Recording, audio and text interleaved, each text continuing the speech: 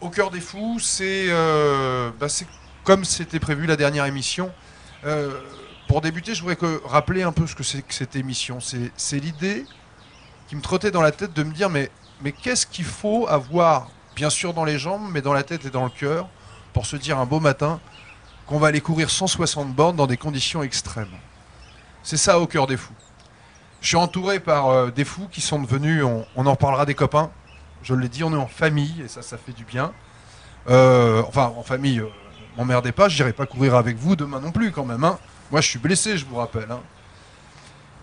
L'idée, c'était de les rencontrer à l'heure de Cassis, à Nice, à La Réunion. On a été se promener, vous nous avez expliqué, puis on s'est retrouvés à La Réunion pour vivre cette diagonale des fous. Euh, et puis, il y en a un qui a décidé de changer de parcours puisqu'il a été directement au paradis. Et, euh, et nous, ses copains, sa famille. Et puis pour Cathy, on s'est dit, on va essayer de passer juste un moment entre nous. Voilà. Euh, mais à l'image de Thierry, quoi. Parce que moi, j'ai que des images de lui où il se marre. Donc, je suis pas sûr qu'on ait forcément très envie de se marrer. Mais peut-être d'en parler. Alors, avant toute chose, moi, je voudrais qu'on parle de la course. Michel, est-ce que tu sais qui tu as sur ta droite? Oui, oui, je sais. Mister Miko, la gazelle réunionnaise. Miko, toi, quand on s'était rencontrés, maintenant tu vas nous dire si c'est un mensonge ou pas. Tu m'avais dit les 50 premiers. Dans ta tête, il se passait quoi? Quand j'ai dit les 50 premiers, en fait, c'était pour les autres, mais dans ma tête, c'était les 30, Les 30? c'était les 30 premiers, voilà. Mais la sixième place, c'était vraiment, moi-même, j'étais surpris, quoi. Donc, voilà. Mais c'est ce que tu dis à l'arrivée, en fait, tu as couru au feeling. Voilà. Bah oui. 160 bornes au feeling, jusque-là, c'est cohérent, non? Je sais pas. Non, C'est mais vous- au feeling, mais je pense que j'étais bien préparé, et j'ai bien préparé mon coup parce que j'étais sur le terrain. Et j'ai fait tout ce qu'il fallait pour être dans le coup, quoi. Les entraînements, c'était régulier et j'ai bien reconnu Le terrain. le terrain. Voilà. Et Zou. Alors, Alexandra, toi aussi, Oui, superbe performance. oui, je suis contente de ma performance, mais au résultat de Miko, quand je l'attendais à Sillaos, en fait, j'ai été tout le temps dans sa course et pratiquement jamais dans la mienne. Alors, j'imagine, alors, il y a un petit père qui aurait pu être au milieu de vous, qui est le patron de la famille. C'est le petit.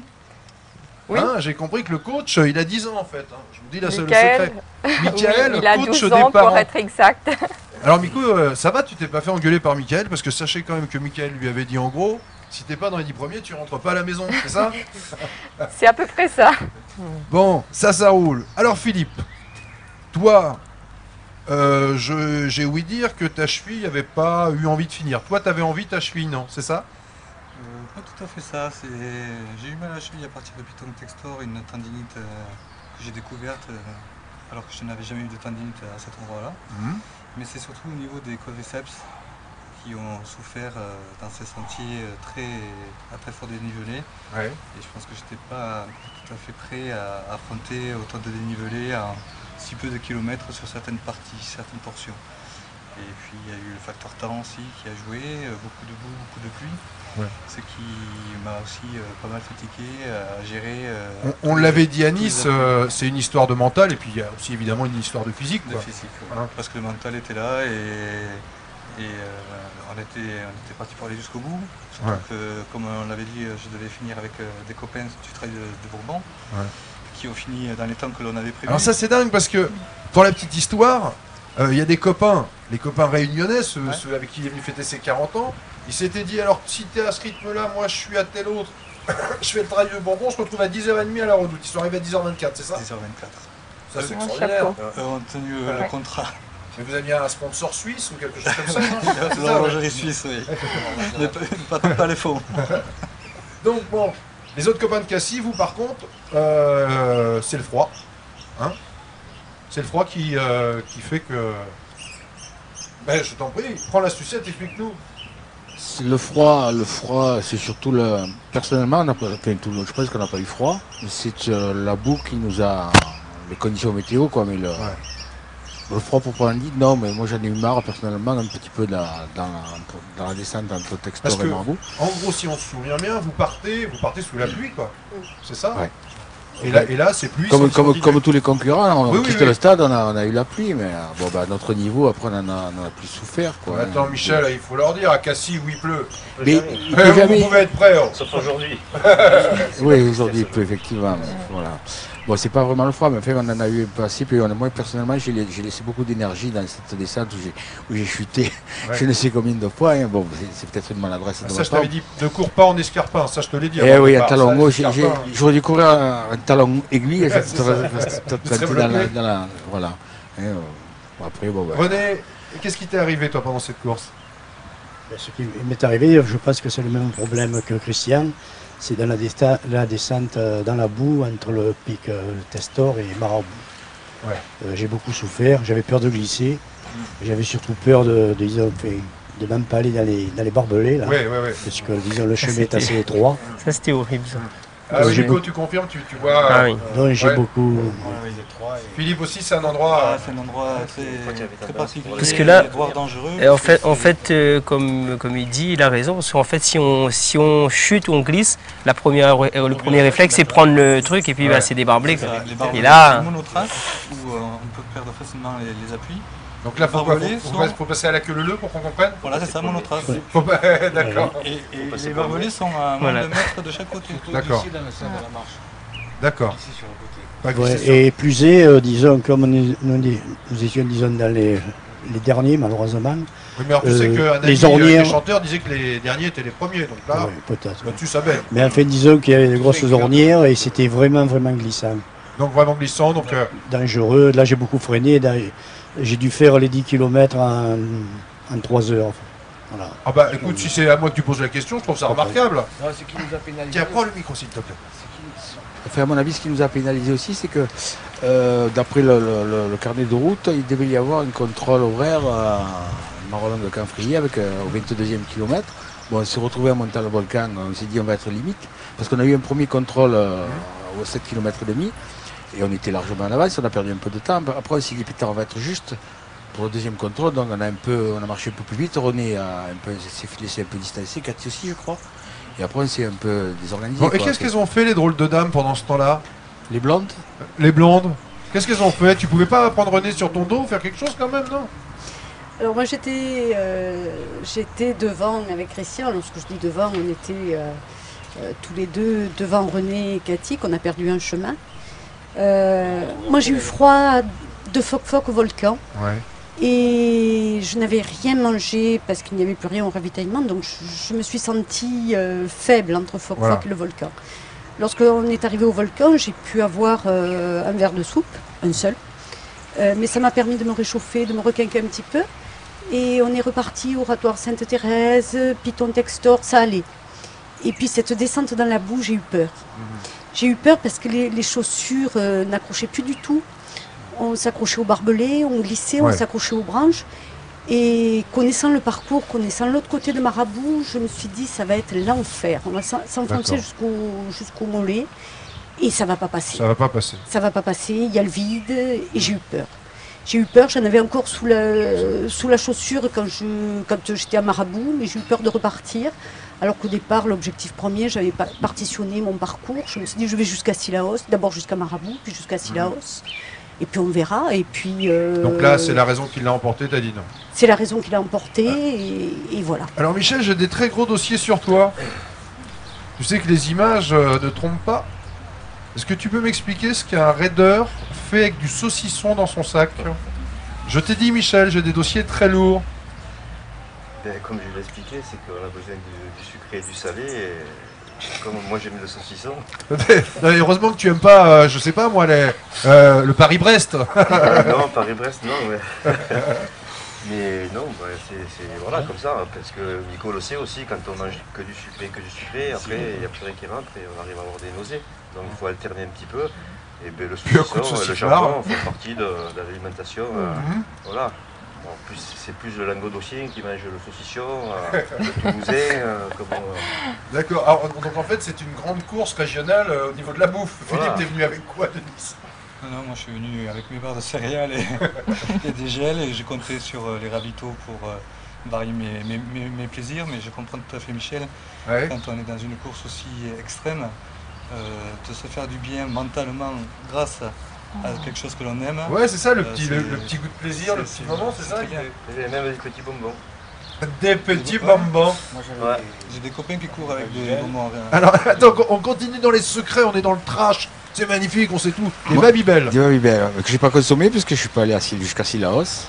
Des Babybel et des tucs, on avait tous des tucs. Et des tucs. Des tucs. Non mais, c'est formidable. je vous félicite là, pour l'image du sport. Saucisson, tucs, Babybel. On parle pas de pastis et de l'eau. Ah non, le pastis et l'eau, on n'en parle pas. On coupe au montage. Ah non, mais ça, toi, tu nous connais. En plus, tu sais, moi, l'alcool, c'est à consommer sans modération.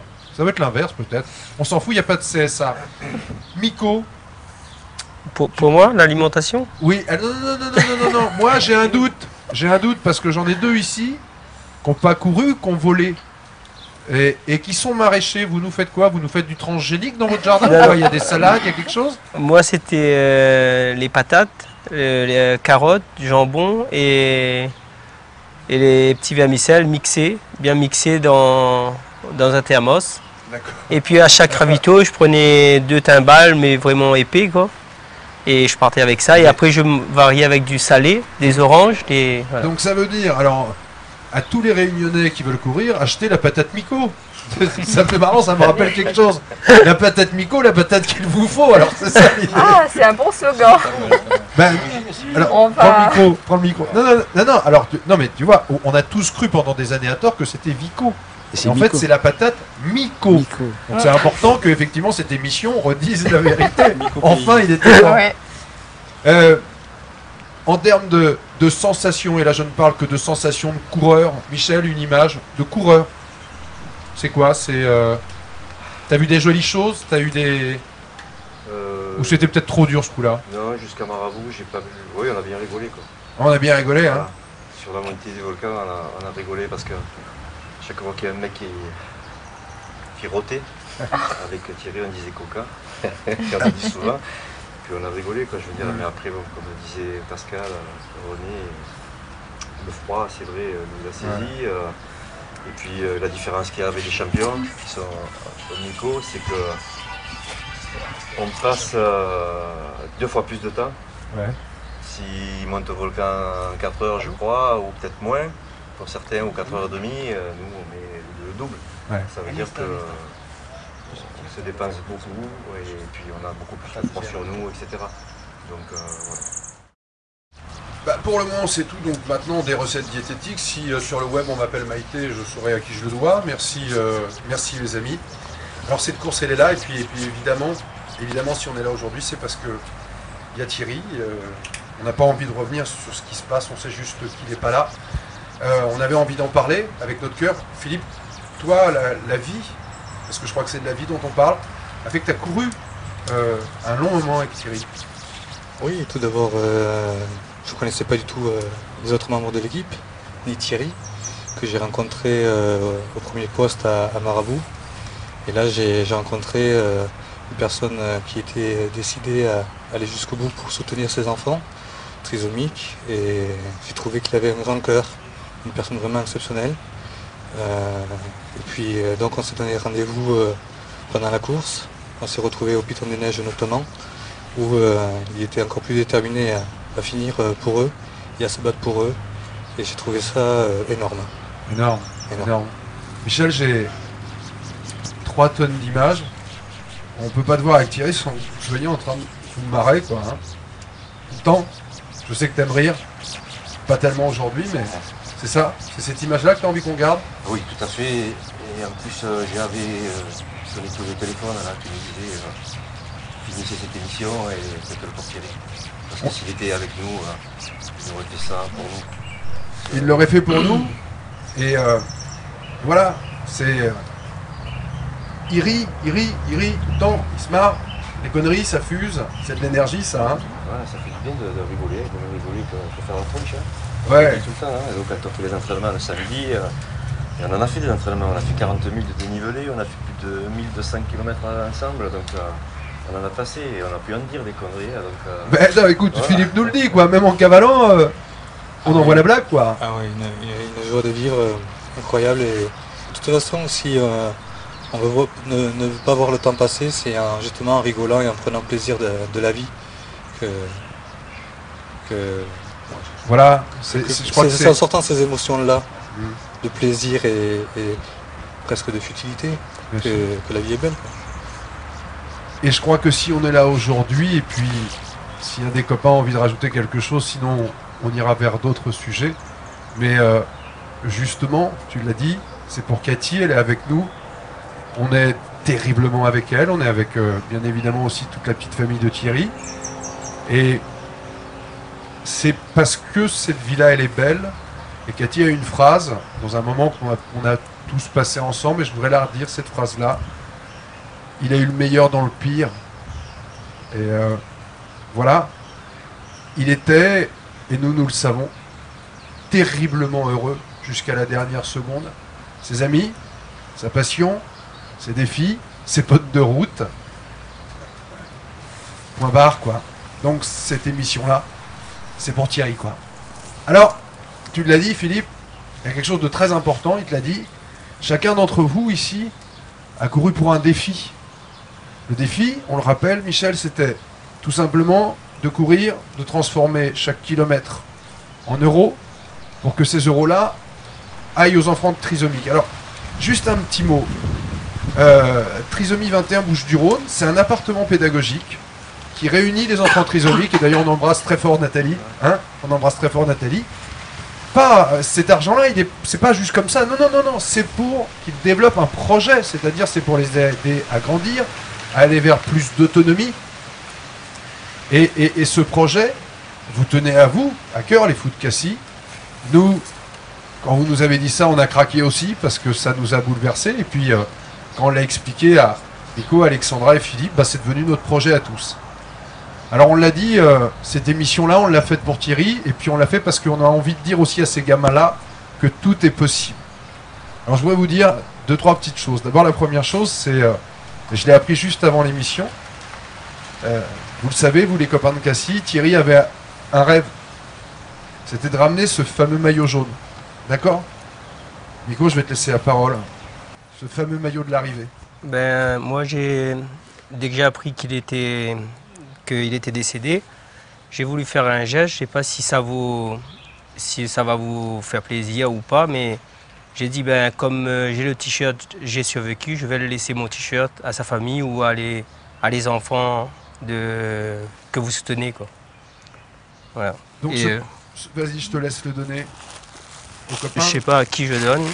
Peu importe, c'est la même famille. Ouais. La même famille. Je donne à vous. Merci, Nico. Ouais. Ça veut dire que ce premier rêve en commun qu'on avait, Michel, il est réalisé. Il est réalisé. Les gamins, ils vont l'avoir. Je suis sûr qu'il va être là, vachement beau avec Aix-en-Provence. Je vous ferai des photos, je vous l'enverrai. Je pense qu'il survit au-delà d'où il est, c'est clair. C'est ce que tu dis, Alexandra, c'est ce que disent tous les gens depuis des journées entières sur le web. Tout ça a un sens. D'autre part, il y avait aussi un autre défi.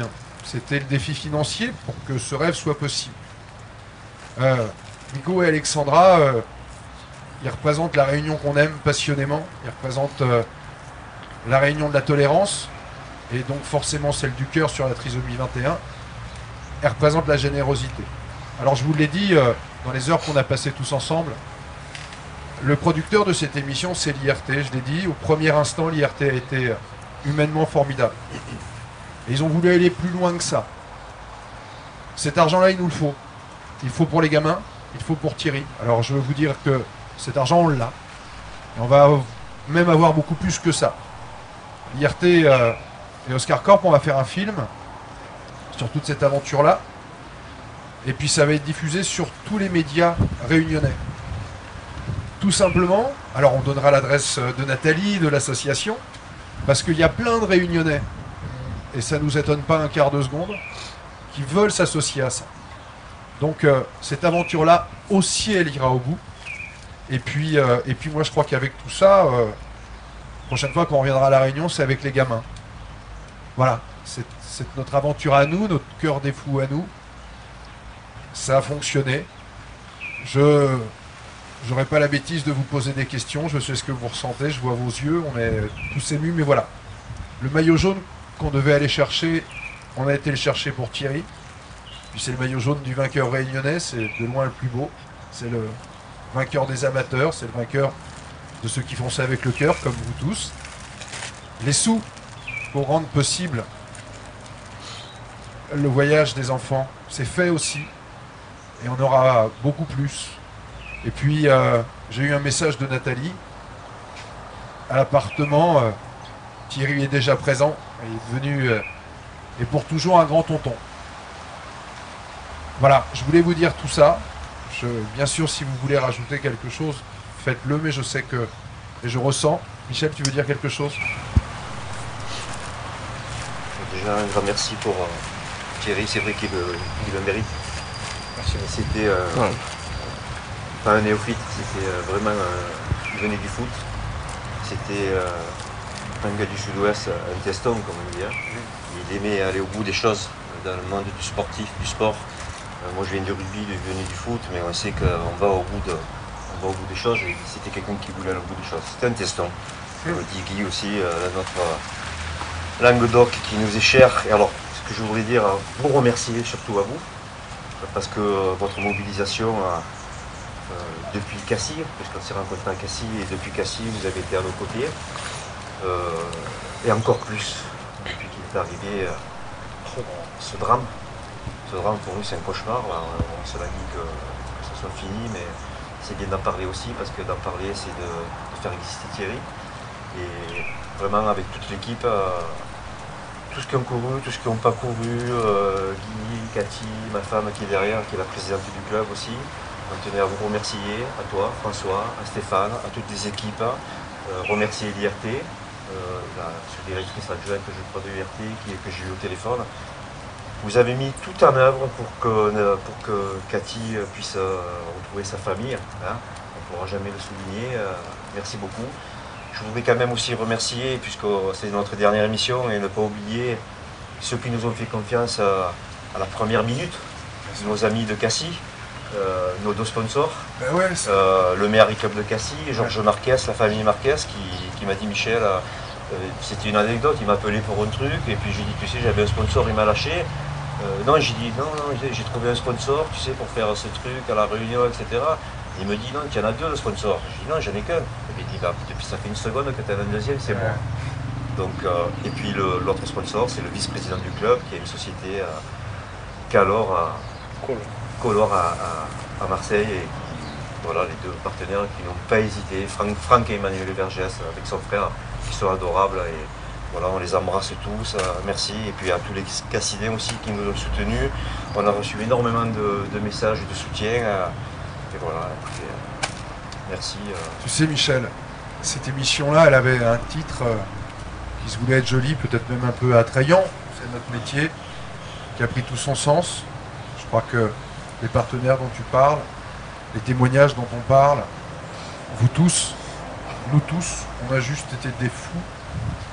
Avec du cœur. Moi je voudrais juste rajouter une petite chose que chacun comprendra, c'est que certains n'ont été ni des fous et n'ont pas eu de cœur.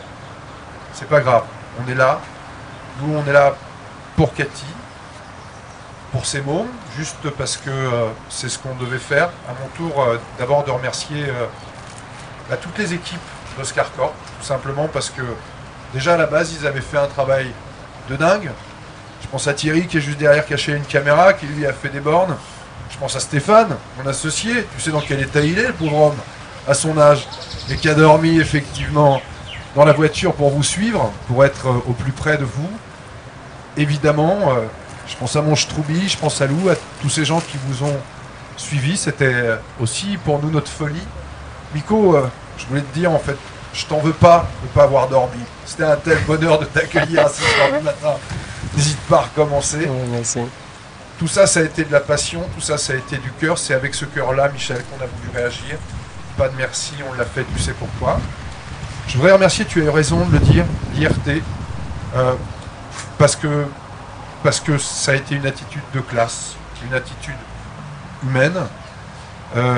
Dire aussi combien Miko, Alexandra, Philippe ont été là. Cette aventure restera une aventure, et aussi incroyable qu'elle a été, elle est un peu à l'image de Thierry. dans la passion, dans la folie, et vous êtes allé au bout du bonheur. Il y a des moments un peu rares, celui-ci en est un. On a perdu Thierry, mais on s'est sûrement fait une famille. Et ça a un sens. Je vous embrasse très tendrement. On embrasse évidemment très tendrement Cathy, Fiona, et puis toute la famille. Et qu'ils sachent, et c'est pour ça qu'on était là, que notre cœur est avec eux. On vous embrasse, au cœur des fous, clap de fin.